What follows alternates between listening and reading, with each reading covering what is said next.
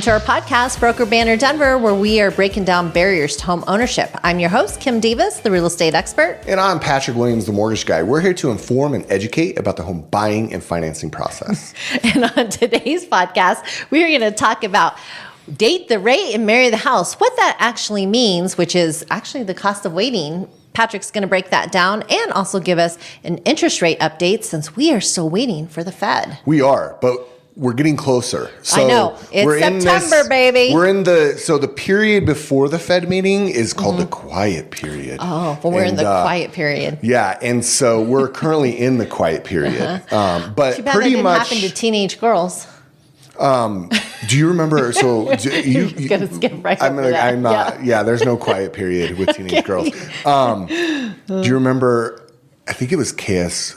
I think it might have been when it was like KS 104, and it was the hip hop station. Do you remember? It was like the R&B late at night. Yeah, and it's like the quiet storm. No, I don't remember that, but I do remember Y108. I do too. I won New Kids on the Block tickets in 1990 on Y108, which was funny that it was called Y108 because wasn't it like 107? It was 107.9. Are you sure it wasn't 0.5? I'm pretty sure it was 107.9. Because they have... That's as high as it goes on the dial. What's 107.5 now? Is it... I think it's a country station. Or is it... Oh, it might be hip-hop. It might still be hip-hop. Yeah, I don't listen to the radio a whole lot. Other than like sports radio. When KBPI was 105.9. I do too. And now it's... It went to 106.7. Right, now but then it's like a country station now too. Right, and now it's 105.9 is Alice 105.9. How many radio stations do you want to talk about? I think it's interesting, just showing, everyone that we have lived here a long time. The 96.5, The Peak. Do you remember that one? Yeah. Is that not around? No, I think it's a Hispanic station now. It's like Spanish. So what, no more Peak? No more Peak. Huh. I don't listen to radio all that much. I listen to sports radio. Right. Like I like to lead my weekends into, so like Fridays when I'm like, football, right? Like opening weekend for football. We're recording a little late this time, so it's actually Monday. But so we just got through opening weekend of the NFL. Yes. Which we don't really need to talk about. You know what? There's nothing wrong. Okay. I know that I've jumped on the Taylor Kelsey bandwagon. Casey looked great on Thursday, of course. Yeah. And then Broncos, bonus. I actually have Mahomes on my fantasy team, and he was crap.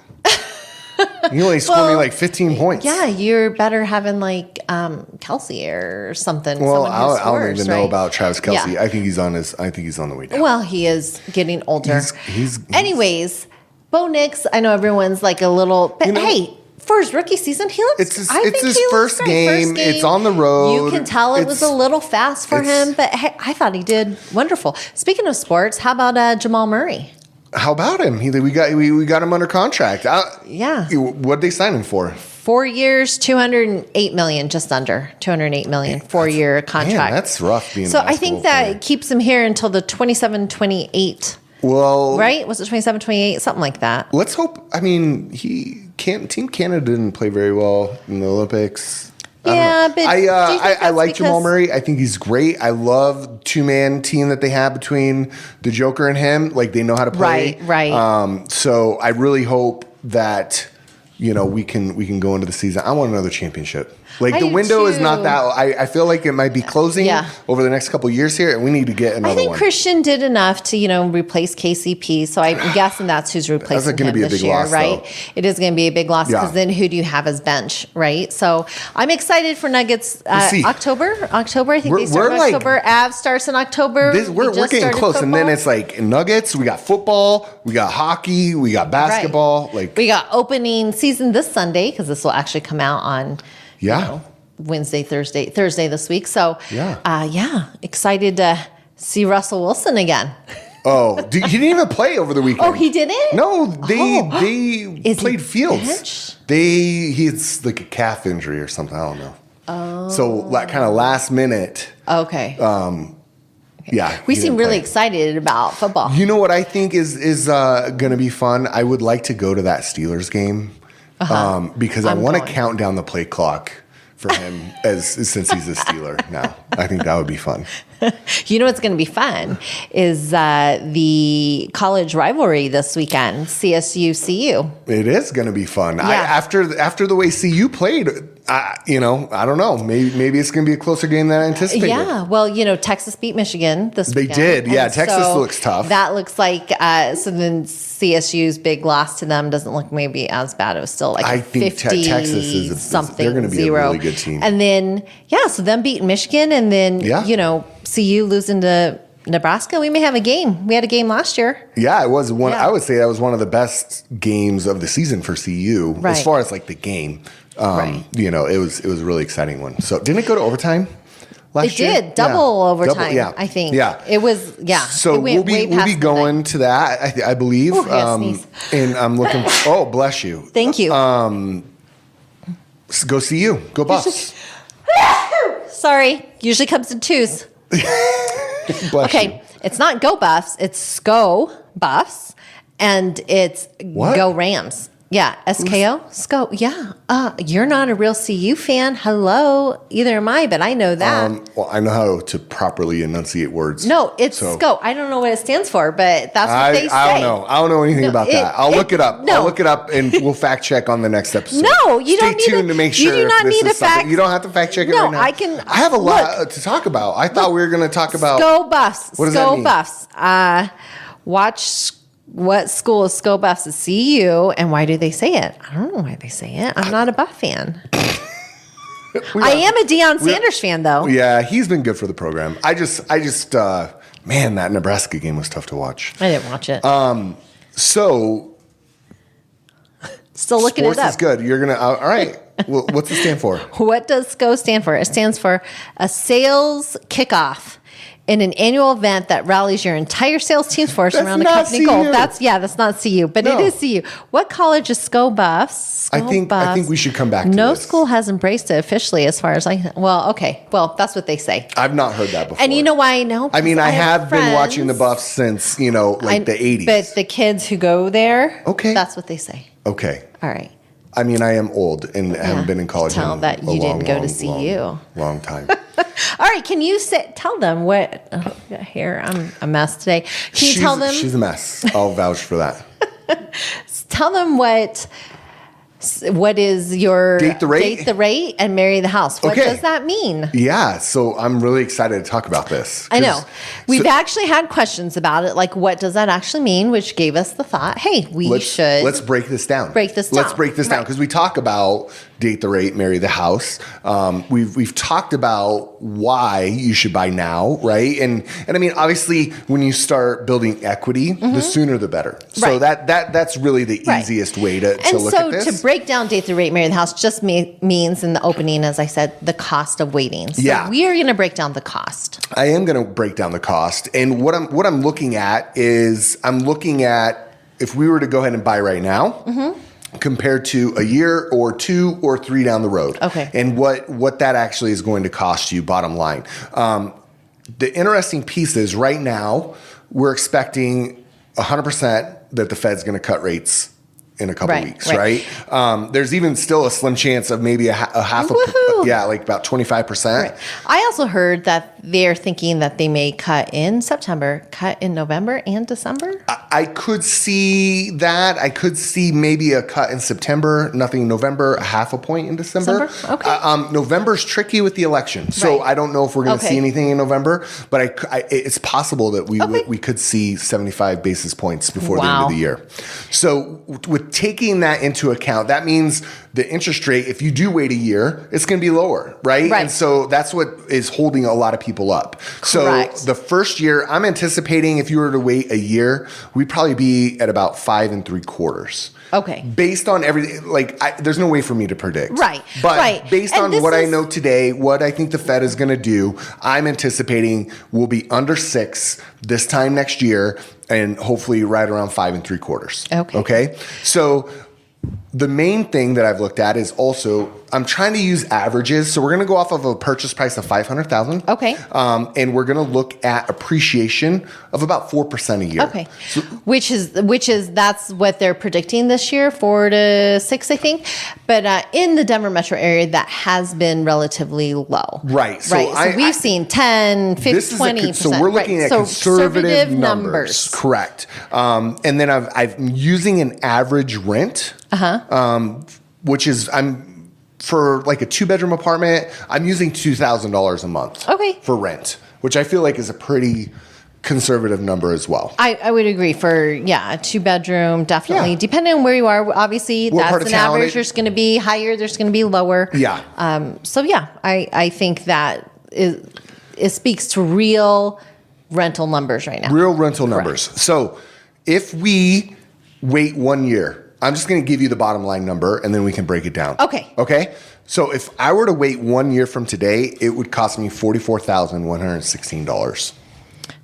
If you didn't buy. If I didn't buy. That's what it would cost you. That is what it would cost. Now to break that down, $20,116 is the difference between what we believe the price is today at $500,000 compared to with the 4% appreciation rate next year, we're looking at a price of $520,000. Okay, because you're taking that 4% inflation rate. So you're missing out on $20,000 in equity. Yes. Okay. The other big portion of that is how much money you're throwing away in rent every month. Right. So $2,000 a month, that's $24,000. So those are the two biggest numbers. Now, as you always say, rent is 100% interest. Right? So $44,000. I mean, that's a lot of money. Yes. You're also going to be losing out on, a little bit of amortization, one of my favorite things, right? We talk about, you are paying down that mortgage when you start making those mortgage payments, and that balance of that mortgage is starting to come down. So you're missing out on that as well. So, and that, I think if you look at it like rent, you're throwing away the $2,000. You don't also. Right. So I'm kind of putting that to the side. So those are the two numbers. Now, if you were to wait and buy a $500,000 house today and a $520,000 house next year at 5.75, your payment would be about $120 less a month. Okay. So let's just break that down really quick because that was a lot of numbers. So let's say that, because we are including rent, if someone were to say like they sold their house and they're living back with their parents for a little bit, right? It might not be as much of a savings. You do have to have some place to live. Of course, you're dealing with the headache of living with your parents again, which, is always fun. My son thinks so. When he loves coming back from college and spending and having the summer rules with us. again, right? Yeah, he does. He loves it. So then maybe, but you are still going to save a few $1,000s because you have less. I mean, let's say we just throw out that $24,000 in rent altogether. You're still losing $20,000, correct? $116. Yeah, absolutely. Because there is some other numbers that I think a year down the road to put 5% down that costs another $1,000. Correct. Right. If you don't mind, if we can just stop. So like, even though you're going to make $20,000 in equity that you lost out on if you didn't close. And if you break that down, even though your payment is like what, what did you say? $20 cheaper? I mean, how many months is that it would take you to make up? And, someone who can do quick math, which is not me, but it's less than a year. It's a lot. You're losing out on a lot, $120. I mean, $120 a month, that's $14,000. Or $1,400 for the year. Yeah, $1,400. $1,400. Yeah. And so you just lost out on $18,000. Yeah, $18,000. 18,600. Yeah. So it is. I mean, that's where marry the house, date the rate, right? Because yes, your payment will be less, but why would you not want to take advantage of that equity and start gaining that equity now? And then in 12 months, let's refinance you out of the 6.5 and put you into 5 3/4. And then you get the best of both worlds. You get the appreciation in the home, and you also can take advantage of the lower rate down the road. And that's why we would suggest that if you were to buy today, that you probably would not want to pay down points, knowing that the likelihood in 6 months to a year, it is definitely going to be lower. Yeah. So no point in paying down. Yeah, and usually when people ask me if it's smart to pay points and buy down the rate, sometimes I think it depends, right? Like if you can't make you need that lower payment, if you can get the seller to pitch in and it's their money that you're using to buy down the rate, okay? But you're right. You could use that money for something else. Correct. And knowing that you're probably only going to be in this loan 12, maybe 24 months at the most. Right.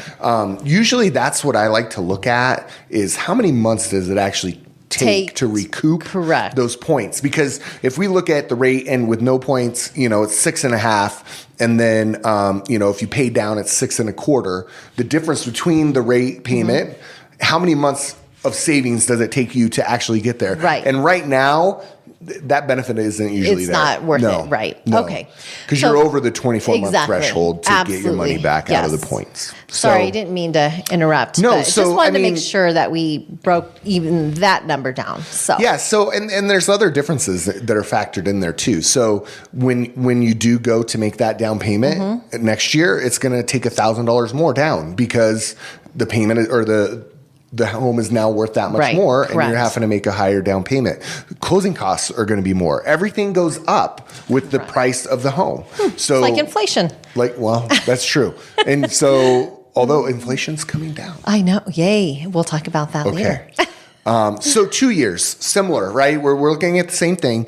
I still believe we're going to be in an environment where interest rates are still coming down. So I've anticipated a rate of about 5.5. Oh, wow. You did this real. Yeah. Okay. So I'm trying to be as realistic with these numbers as possible. Correct. I still stayed in an appreciation rate of 4%, but I think we've talked about this before in the past as well. Once rates hit 5%, the likelihood is that we're going to see prices go up again. And so inflation rate is going to go higher than 4%. We're going to see appreciation probably 6 to 8, maybe, especially if there's a huge influx of buyers that are coming in. And so like we said, these are conservative numbers, but conservative numbers also on what it is that you can make, because the more likely is that you're going to lose out on more money, I guess would be. Yeah, or make more money if you buy. Make more money if you buy, miss out if you decide to wait, right? Because that's what we wanted to look at is how much it costs to So in 2 years, you said a typical house that you would buy for $500,000 now would then be at 4% appreciation for 2 years is about $540,000. Right, 540,800, right? Because we've got so now that house is worth. The same house that you wanted to buy, but you decided to wait. It's worth $41,000 more. Correct. Right? So now it's going to cost you an additional $2,000 down. For just a down payment. Right? It's going to $1,100 in closing costs. So you're going to need to bring $3,100 and some change to the table more than if you had gone ahead and purchased today. And then if you were renting for those 2 years and that's a big, if we're talking we're talking 24 months at $2,000 a month, that's $48,000 that you've just thrown away on rent. Yeah. At $2,000. And we know, unless you signed a 2-year lease agreement, right? That most likely that $2,000 a month rent is now $2,200. Correct. But you ran it still at $2,000. I did. I'm trying to be conservative because these numbers are so astonishing when you start looking at them of how much. Right. So the bottom line, when we look at appreciation, we look at how much rent you've paid, where that's 100% interest, right? That's gone. $89,915. Wow. In 2 years. Wow. And we will have this on our website, website. We'll put it on the podcast or, if you want, I could run these numbers for you in your specific scenario. Right. So, hey, if I'm looking at a $600,000 house and my rent's $2,500 or $800,000, and exactly. Right, we can email you numbers. I mean, absolutely, I can do this for anyone who is curious about what it's going to cost them to sit on the sidelines. So, I think. Sometimes sorry, that was just funny. This is what it'll cost you to sit on the sidelines. So but I'm saving money because I'm waiting until interest rates come down. I'm not going to borrow at a higher rate at 6.5%. You want to know what's interesting is I do think there is this movement in the younger, let's say Gen Z, right? Which is what our kids are. Our kids are Gen Zs, and so. My daughter is, I think, is she on the upper end of that? But she's 20. She's about to turn 21. And she has a lot of friends that she's been telling me that are saying, oh, we don't want to buy. We want to rent, because when you buy, you have to deal with, if the furnace breaks down, if this breaks down. But I told Ava that there's no way to get ahead, then you're always going to be behind, and you're just paying someone else's mortgage. You're just paying so that why would you do that? Mortgage. But I thought that was interesting. I've heard that as well. That, we'll see as these kids, I guess, continue to grow if they still feel that way. But and you know what a lot of problem is actually a lot of hedge funds and people, they're buying real estate and investors are buying real estate. And so they're saying that is causing some issues with, I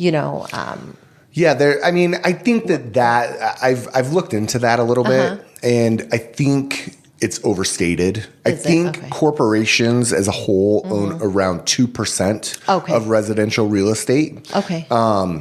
But that has been something that has changed, I would say, over the last 5 years, because real estate has been such a good investment and the market has kind of capped out. So, and that could just be a young thing, right? You don't want to think about that responsibility but that responsibility of maybe a new roof or a water heater or whatever, still the value you get off of the appreciation and being able to use that in your life. Because let's admit, I've used it to help my kids pay for cosmetology school. I've accessed my home equity as well. Yeah. And, we've bought in cars for cash, kind of. Cash. I mean, you borrow against an asset. Borrow against an asset. Yeah, but here's the thing. Anytime you're borrowing money, you have 2 or 3 ways of borrowing money. You have unsecured or secured. Right. Right? And anytime you borrow money against a secured asset, the interest rate is always going to be less. Correct. Always, no matter what. Correct. Credit cards right now, I don't think you can find an interest rate under 20%. That is crazy.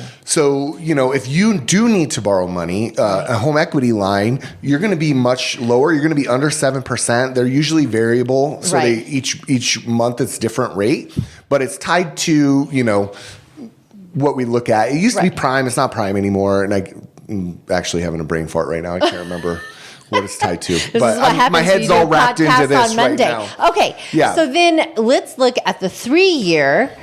So just to quick recap, which I'm sure we'll do again. 1 year you save about $44,000, or you would throw away $44,000. In 2 years you throw away close to $90,000. Almost 90, just right? under. Just under $90,000. So at 3 years, and we're still looking at a $500,000 house that has now appreciated 4%, 3 years. Now it's about $562,000. So just in those 3 years, just appreciation alone. Right. 4%. We're not looking at how much you've paid that mortgage down. Right. We're not looking at anything. The same house that you want to buy is now $562,000.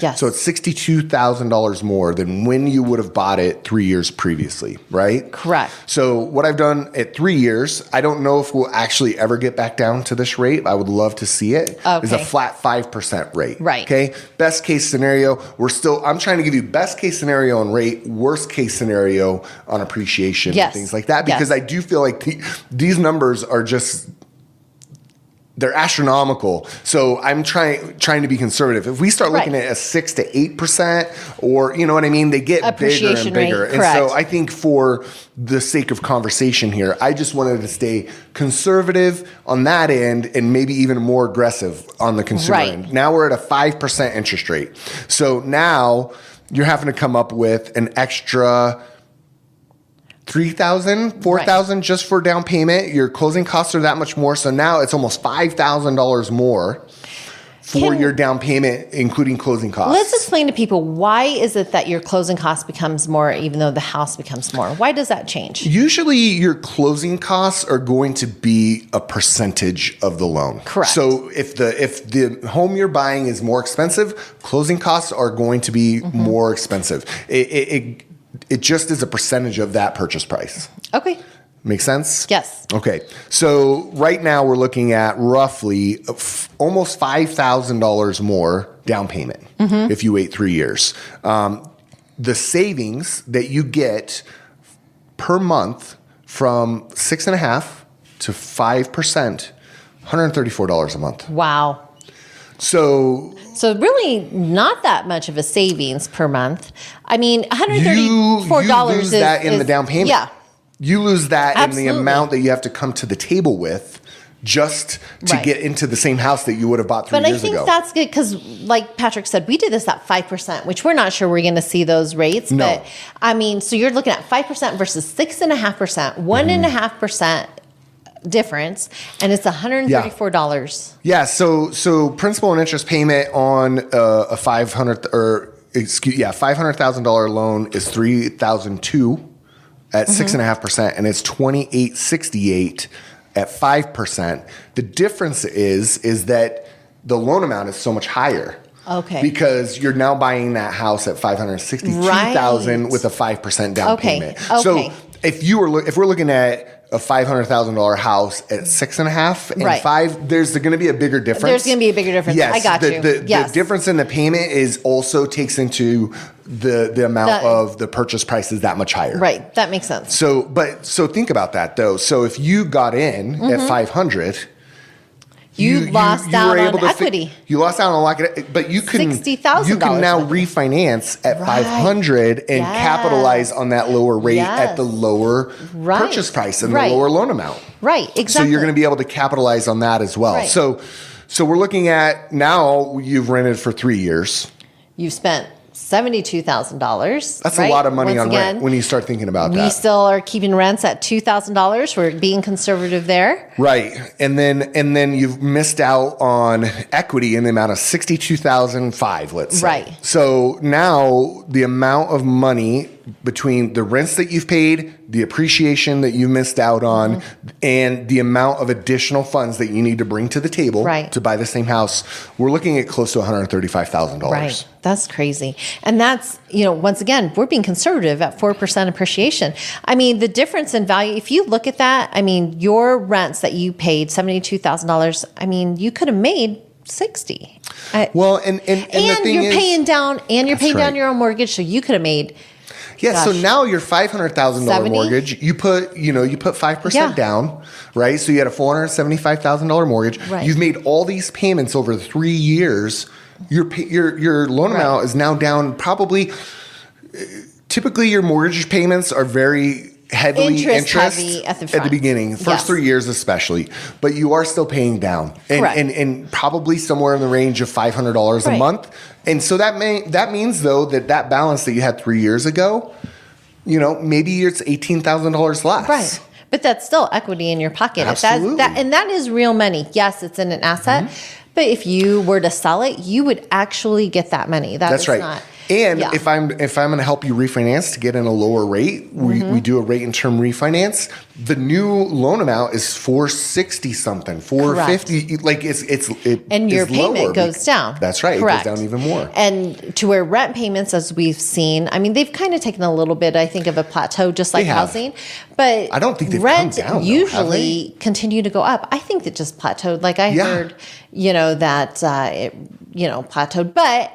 I mean, I don't keep track of the rental market, but let's just say we have this at a 5% interest rate. I mean, there are programs out there where first-time home buyers can do $1,000, take a class, and get into house. We have been successful of getting people in right now. And that is usually the biggest obstacle, I feel like, is that down payment.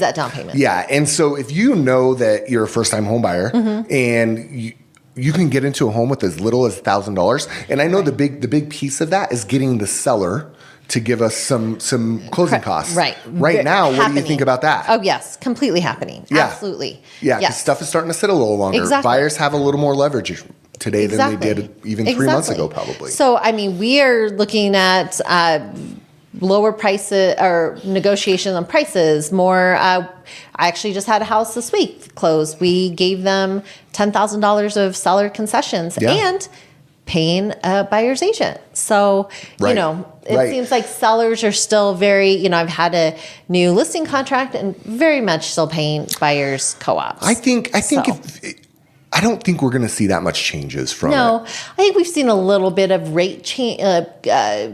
Commission percentages. Thank you. Commission. Can think of commissions. You're right. It is Monday. It is Monday. Brain farts all over the place. Okay. So I think all of that to say, it was. And, I think the rent is a big piece of that. Right. And so I think for a fact, let's throw that $72,000 out, right? Yeah. Like if you wait 3 years, the difference of just the value of the home is $62,445. And that's equity that you've missed out on. Correct. Beside the fact that you threw away $2,000 a month for the last 3 years on rent. I mean, That's incredible. That's great. That's 3 years. 3 years. 3 years difference. Mm-hmm. And if we take out rent out of your pocket is an additional what? Almost $5,000. $5,000. Mm-hmm. Yeah. Yeah. So if you we're talking about $70,000 essentially, rents aside. Correct. Let's say you live with mom and daddy and you don't have to pay anything. You just missed out on $72,000. I want to make sure that you hear that. Right? Oh, no, excuse me. 60, yeah. 72 is the rent. Yes, yes. 60 plus 5, 67,000. Yep. Right. 3 years. It's a lot of money. It's a lot of money. Yeah. Yeah, put that to work for you. Exactly. So that is the cost of waiting. That's exactly right. In stereo sound. So quick interest rate update though, too, since we want to talk about that because last Friday, another jobs report. Really quick, thank you for running those numbers and thank you for you're welcome. Saying I think that is great information. So, it is. And it's when I ran them, I almost had to double check them. Right. Like, is it really that much? High. Yeah. So that's funny because we say it, but we hadn't really done the math. And so thank you for making us do the math on it. Yeah. And by we, I mean Patrick. Well, and yes, we all know how good Kim is at math. She's demonstrated that previously. Hey, I'm not bad at math. I just might not be. She can't run numbers on her head like I can, which is okay because she's not I'm the numbers guy. Yeah. So you want the numbers guy to be able to do that for you. Okay, sorry. So you're welcome. It was my pleasure, and I hope people actually realize how much they're missing out on by saying I'm just gonna. I think it's a great social media post to actually, So I'll actually be better about posting that on TikTok. I can't wait to see it. Interest rates, jobs reports. Yeah. So down. Again, here we are. Labor market's breaking. Well, they also did we talk about this a couple weeks ago? We might have. They revised like $800,000 or 800,000 jobs out of the market, which is insane to me. So labor is definitely weakening.